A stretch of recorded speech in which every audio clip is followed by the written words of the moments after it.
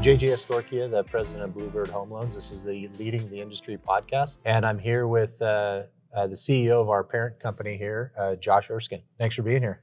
Absolutely. Awesome. Looking forward to it. We just wanted to chat a little bit today about how Bluebird came about. What is Bluebird? How do we work together with our parent company? Tell us a little bit about what your role is and what the family of companies looks like. You know, in any markets, there's opportunities to create segments of businesses that serve a specific purpose. And I think the idea behind Bluebird is that it's a local Idaho-based mortgage bank, of which our role in that is to be the partner on the operating side. We have experience running multiple mortgage companies, to guide, to add financial capacity, to lead, and to give all the resources that we have in the retail company and the other companies to Bluebird to be able to grow with a focus on the Idaho community to start. Awesome. Yeah, we man, it seems like just yesterday, but we've been working with Aaron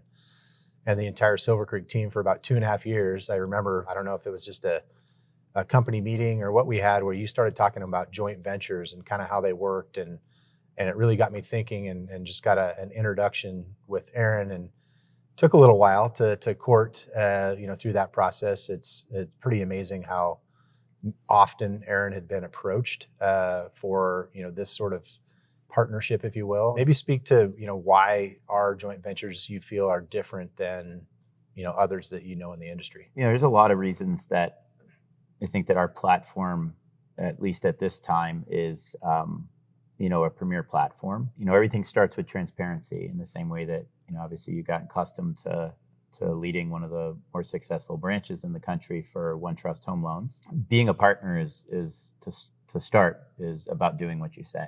Right. And my experience over the last few years of looking at other joint ventures that have already launched is the partners, the lending side, or the side that we're here to help with out of the gate. There was a lack of transparency. There should have been a lack of trust. The transparency created trust issues over time. Some weren't quite there with trust issues, but should have been, because what we were seeing is that the economics, weren't being shared equally. Right. And, as mortgage lending is already a thin margin business, as is real estate. And so, it's a transactional business. And if you can't have trust, then partnerships eventually unravel. So I think that we're as upfront as it gets in the industry. We'll share margin. We'll make sure that we educate as much as someone wants to understand our part of the business. I think that that's probably the foundation of what's different, but it's probably the part that gets looked at the least. Sure. Because I think that going into these, that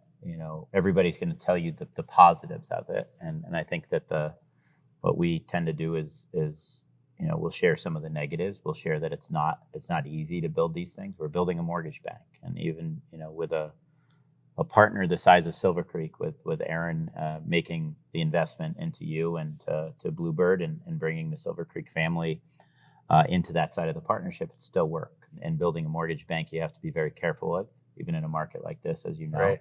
Yeah. So I think that OneTrust brings a lot of the financial acumen for that. We've navigated and built companies and the Great Recession, and we've built this company over periods that weren't optimal for origination. I think that that's a big part of what OneTrust brings to the table, from a differentiating factor that maybe gets overlooked, because those things, everybody's going to say that they do great, but those two things are what will turn this business into a 20-year partnership versus it falling apart in 2 years. Right. And then I think it gets to the more technical parts of the business. Is what does OneTrust have that the rest of the industry doesn't, and then how do we give those resources down to the joint ventures so that they can have the available resources that a company that has a substantially greater balance sheet, much larger, been in the business much longer.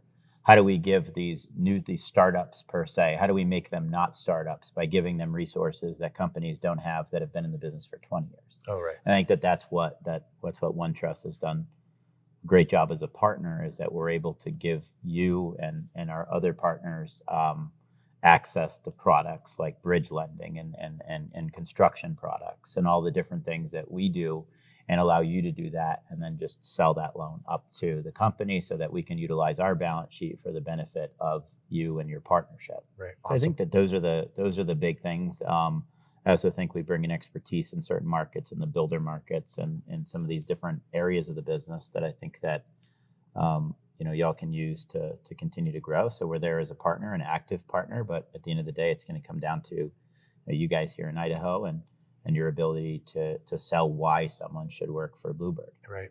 Well, you talked about it earlier today when we were in a conversation about, the opportunity that we have in launching a company in what from the outside would be looked at as, probably the hardest time, we've seen in many, many years to get going with a mortgage company. So what do you think the opportunity is right now? How do we actually continue to move forward and be successful, through this kind of tough time? I think it starts with what you've been doing and Elisa and the rest of your team and over the last year, right? As you've been learning the ins and outs of the financial side of the business. Right. And we launched this business, I believe, 2 months ago now? Yep.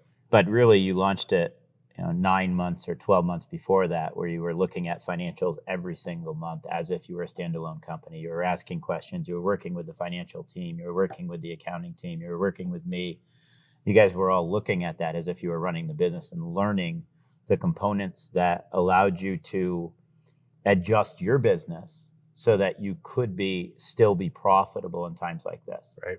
And you're not going to do incredibly well in times like this, right? Like you're a startup, but by being positive cash flow, you have more focus on being able to grow the business because the foundation when you opened it was there from the work that you put in before. So if what gave me the confidence for you to go do that is that you understood what was ahead of you. Right. You understood the problems of losing money. You understood all those things. And a lot of other people, when they launch businesses in any sector, and especially in mortgages, they think that I'm just going to go grab a bunch of volume. I feel like that you and Elisa have a really good understanding on why not to do that. Right. Growth costs money. Yes. Smart growth is what you need that creates reasonable returns within a shorter window of time in markets like this, so you can then reuse that same capital and get steady growth. But you can't just go and try to become the largest mortgage bank in the state of Idaho in 6 months, because you'll fail. Right. I think that's a big part of why you launch at a time like this, because if you can establish yourself as being able to manage a market like this, when you get into even a decent market, you guys are going to excel. Start going. It's going to go. And I think that building a business and bootstrapping the business to where you have to run it fiscally responsible from day one will create habits that will carry on through the rest of it. So we've always been, careful, but not afraid to launch businesses in these types of markets. And I think that you guys did the work to do it. And ultimately you made the decision. Right. Right. It was like, hey, this is what's in front of you. Yeah. You feel like you got a good control. Here's what you can and can't do and fall inside and outside. But you felt that you're ready to do it. And I think that the work you put into it gave you the ability to do it. Awesome. Yeah, I think that that big leap, that big first step is the toughest, right? You gotta make the decision and then outwork everybody else. We've talked a lot about that. And at what point throughout the process did you feel that you were capable of running a mortgage bank? Because I think at the beginning you're like deers in the headlights, right? Yeah. You're used to running a branch. You ran a successful branch. You ran it profitably. So you already had a level of fiscal responsibility, but you were only seeing a third of the picture. Right. So then the rest of the 2/3 opens up. At what point did you feel that you had your hands around it and that, okay, I understand in general the levers that are inside of, opening a new mortgage bank? Geez, really good question. I think, the education, like you talked about over that course of, 9 months or even a year of really looking at what our business was, but looking at it as if it were a joint venture, a standalone mortgage company, and all of the additional expense that comes along with that. Yeah. That was really, once I really felt like I, had my arms around that piece. I think you mentioned it, right? There's a lot of companies out there that go out and get a lot of volume they feel like that's going to change their bottom line, and it's really getting the right volume with the ability to actually make money every single month, every single quarter, every single year, right? That fiscally responsible, kind of hitting singles instead of trying to hit the home run, right? Just every day, just working at it. So I think for me, the confidence came too with the partnership we have with OneTrust and our ability to utilize the experience and the team there from a finance perspective, an HR perspective, a secondary markets, lock desk, all of those things. Like, we only had to learn how to effectively run the company, but not all the pieces of going out and getting the financing, getting the ability to actually have a warehouse line of credit where we can fund our loans, and really also understanding some of the back end pieces of, hey, that volume of that line of business that you're doing right now isn't actually very profitable. Can you shift away from that, or can you take your volume and move it from one aspect to another? Was really that piece that kind of gave us the confidence. And ultimately, I think it's also just, if you're not going to go, then why be doing this at all? I mean, you have to actually take that leap at some point and trust in yourself and our team that we know what we're doing, and we're going to do things right, and it's ultimately going to work out for us in the end. So yeah. What was the motivation with obviously the market share that Silvercreek has here in Idaho? Yeah. If you do some simple math, if you have 2,000 agents closing, I don't remember what they said for their total transactions, but if you've got, the number of agents that they have, and you need to get, 10-20% of the business, what conversations did you have prior to launching to set expectations that this business can grow with Silvercreek having 17% market share or something in the state of Idaho, by just capturing that business with the value that you all can add to the agents through product, specialty structures around builders and all the other things, construction? How confident did the partnership with Silvercreek allow you to make that jump? I think that I've been blown away by just the attitude from the executive team on down of all that we need to do to make this successful. We're going to do all those things, and we're going to be very vested. And so I think early on, I had conversations with a few different brokerages, and ultimately it led to a conversation with Aaron and with Silvercreek. And ultimately it's finding the right people. I think even more so than the size of the brokerage. I think the people that I know are with us as a true partner to make it a success. But it's also, we want it to be a standalone mortgage bank, and Silvercreek has a huge portion of that, and they're definitely a driver of a lot of that business. But it allows our loan officers, especially in a tough time right now, to have their own self-source business, but in addition to that, have the ability to have a warm introduction to a lot of those agents. So, we need to recruit, we need to add more, really good people. For us, one of the biggest pieces is we need really good people in a tough business. I mean, honestly, this is a business that you go to and you work, 8-10 hours a day.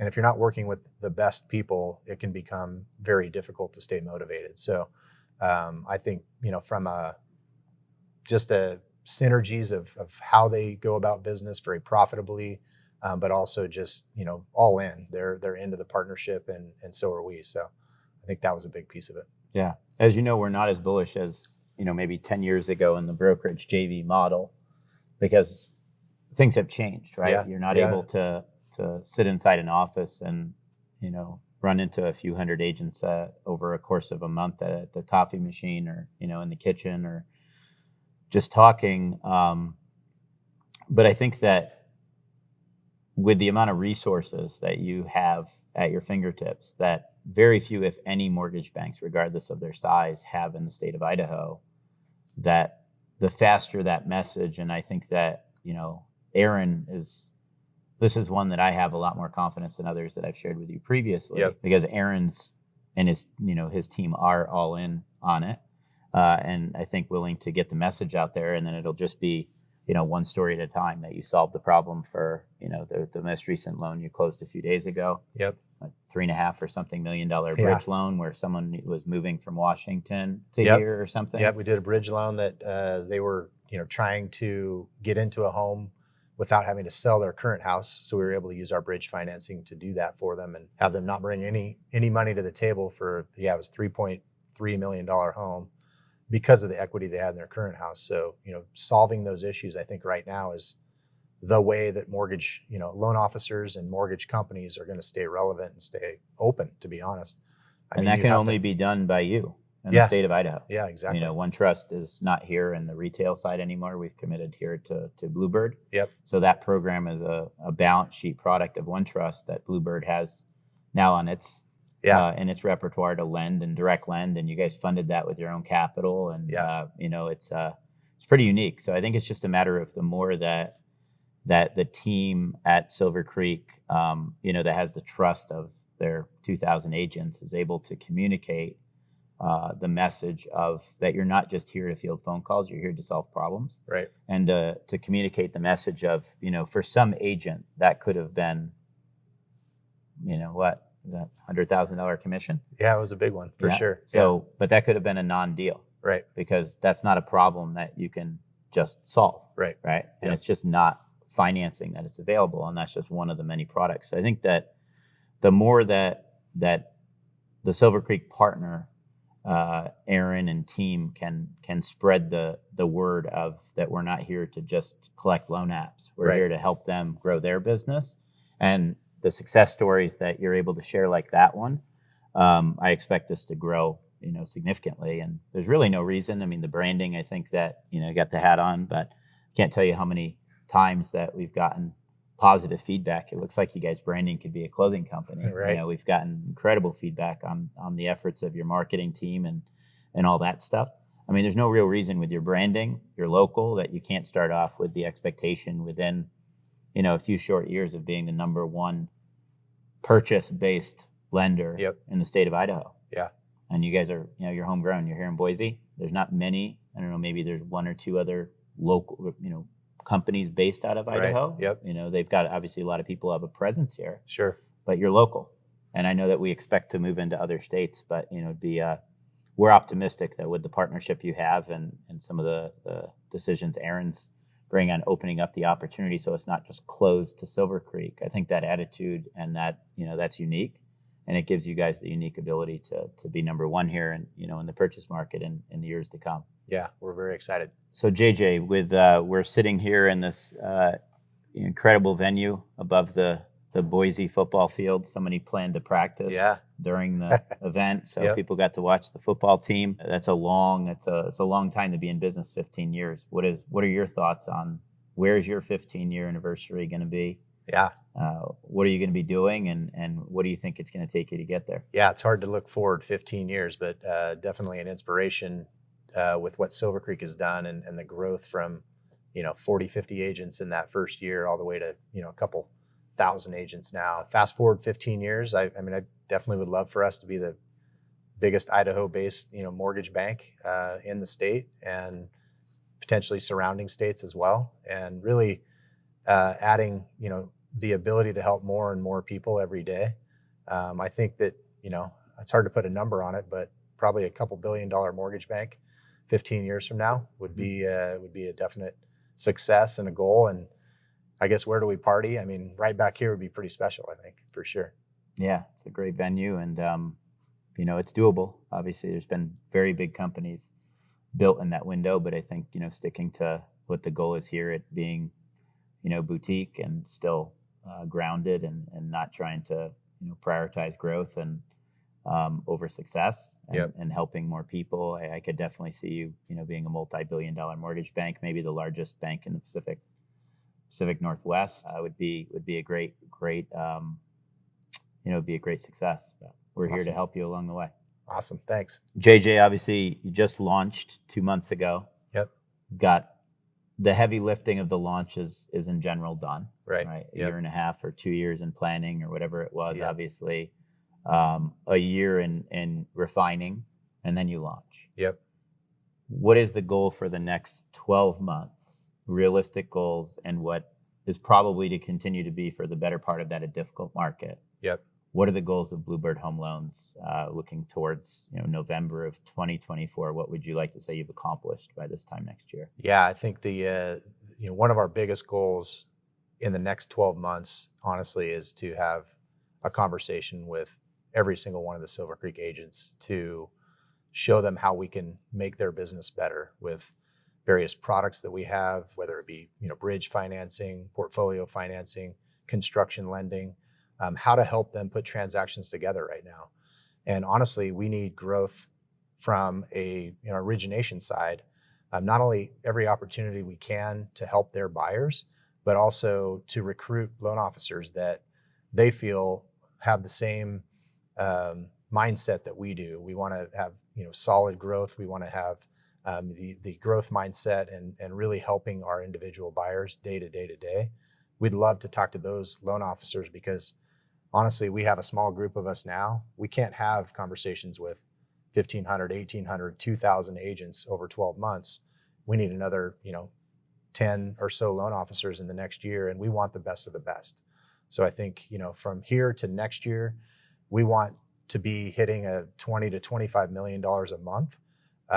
And that's a big jump from where we're at today. And I think we can do it with the help from the Silvercreek agents, in addition to finding the right loan officers to add to the team with good self-sourced business that can match up with what they can be helping with those Silvercreek agents. Yeah, I think it'll be important for your success stories that you shared earlier around getting an agent, assuming it was a 3% commission, $100,000 commission on a transaction that might not have happened. Yeah. I think it's, I think that your success of getting that business once they know that you're looking to help them, and it's not just a one-way street where Totally. we're looking for all of your pre-quals, where it turns into a partnership. And, I think most agents don't understand that there's a value in a partnership in lending. There's a lot of, especially in markets like this. I'm hopeful that when other loan officers in your market understand the resources that you have available day one, you're not a startup, Right. You are, but you're not. Yep. You have 10 years of what was built at OneTrust Home Loans, which we have some of the largest relationships in the country, that we get business from. You have the backing of us and support. And I think it's important that the loan officers here get that message as well, maybe through the Silvercreek agents or just through, our methods of reaching out to them to let them know that this isn't a startup. This doesn't come with the same risks that another mortgage bank does. Right. And I think by putting together, the A team of loan officers throughout the country, like you talk about, and then using that growing team to talk to more and more agents while centralizing the message so that you keep messages flowing from throughout the country of what's working and what you can do to help grow their business and how you create deals, as you talk about. We would hope that, and it doesn't always happen, but we would hope that if you show that value at times when times are tough, that value is reciprocated, right? Like, You're not going to always be able to hand the buyers to the realtors. Nope. We don't have that ability. We're usually later in the process, but we can help them go find those buyers, right? We can give them the tools to do it and unique products to do it. And I think if we can communicate that message and we can get the buy-in of a big chunk of the Silvercreek agents that see a value in partnership, and hopefully many of them that participated today can get a better understanding that it is a partnership. Totally. But it's a different type of partnership. We can't just hand you a buyer, but we can hand you the knowledge and processes to go do it yourself for a more sustainable business. For sure. And hopefully loan officers also see a lot of this because their companies aren't able to do that. Yeah. And that they can come in and say, I want to be on the ground level of growing the largest mortgage bank in the state of Idaho. And then I want to be participating in that expansion in the outside states. Totally. You have something special. Yeah. And I think it's just a matter of, people understanding that, we're all kind of doing and selling some of the same products, but there's differences of every single mortgage bank, and Bluebird is different. Right. And I think that a lot of the other companies are very vanilla right now. They're trying to do these different things that aren't actually creating transactions, and hopefully that, we can convince those loan officers to come join and be part of that A team that we talked about. Yeah.